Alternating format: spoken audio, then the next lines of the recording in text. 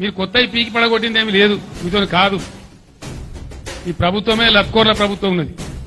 అడ్డమైన మాటలు మాట్లాడి మీరు 1.8% ఓట్లు ఎక్కువ వచ్చి మీరు గెలిచినారు. మాకంటే మాకు 37% ఓట్లు వచ్చినాయి, మీకు 38.9% ఓట్లు వచ్చినాయి. అంతే, 38.8%.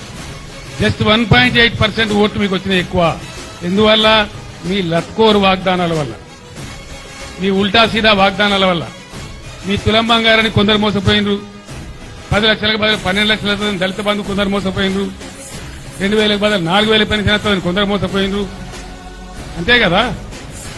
మీ 2 లక్షల రుణమాఫీ కొందరు మోసపోయినరు, మీ 500 బోనస్ ఇతరని కొందరు మోసపోయినరు. లేడీస్ కు స్కూటీలు, ఇంకా స్కూటీ, మీ స్కూటీలో కొంతమంది మోసపోయినారు. ఇలా బిడ్డ వాళ్ళే మీ కళ్ళు కాల్చి వాత పెడతారు, మీకు చూపిస్తారు మీ కథ ఏందో, మీ రామాయణం ఏందో. నేను ఇక్కడ మాట్లాడి